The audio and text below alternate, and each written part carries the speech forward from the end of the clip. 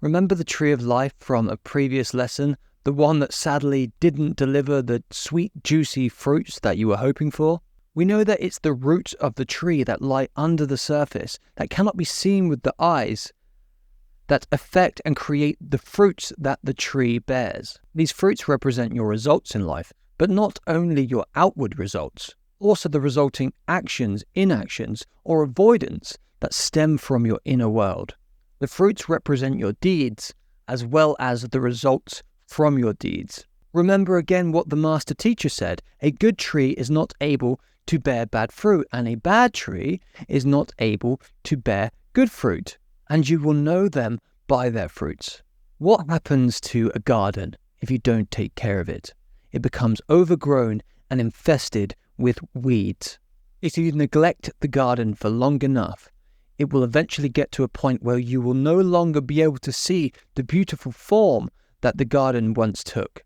The hidden world of roots determine the fruits of your life is also often infested with weeds.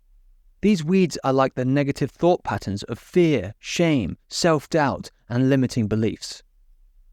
They choke out the healthy roots and steal the nutrients that allow your tree to thrive and produce. Just like a neglected garden, when our mind is choked with weeds, it loses the clarity and the harmony that was once there. It can become chaotic and hard to even enter into.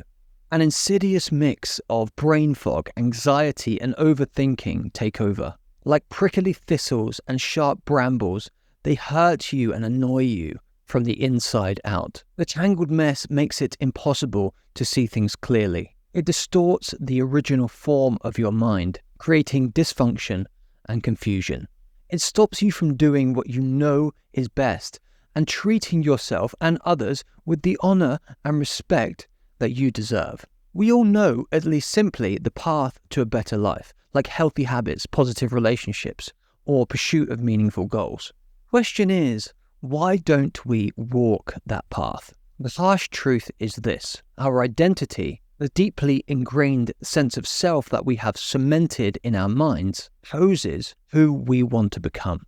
The states that we find ourselves in, the thought patterns that we routinely allow, the beliefs that we hold about ourselves and the world block and limit our growth. Just like the weeds in the garden, stopping the more beautiful plants from coming through. We allow our minds to be overrun by thoughts of fear, shame, and limiting beliefs. These ingrained patterns of unhelpful thinking that often hide in the dark corners and recesses of our mind drive our avoidance, pulling us away from the opportunities that we long for.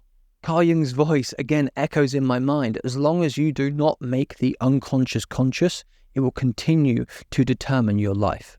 We know the path to a richer life, but we sabotage our own progress. The battle lies between who we are, the person shaped by our past experiences and those deeply rooted beliefs, and who we want to become. These weeds create a false ceiling, preventing us from reaching our full potential.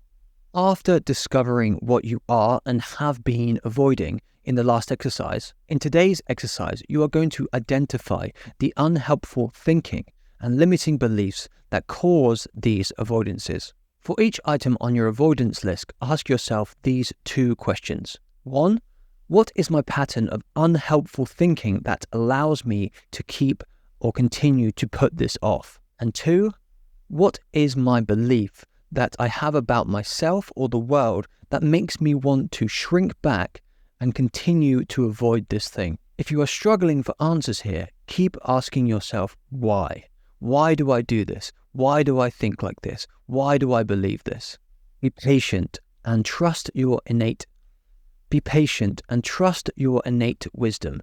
The answers are within you and they will come. Keep asking yourself why until you uncover the deeply held belief that is driving your avoidance. A few examples of unhelpful thinking include catastrophizing, which is assuming that only the worst will happen. All or nothing thinking, which is seeing things in only black and white with no room for grey areas, and discounting the positive, which is focusing only on failures and minimizing your successes. When doing this exercise, Don't judge yourself, simply observe. These weeds have likely been growing for a long time and may have very deep roots themselves. Acknowledging them, becoming aware of them, is the crucial first step to uprooting them.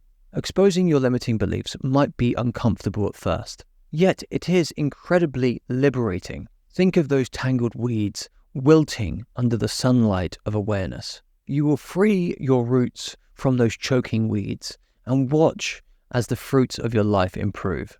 Your identity isn't a fixed sculpture.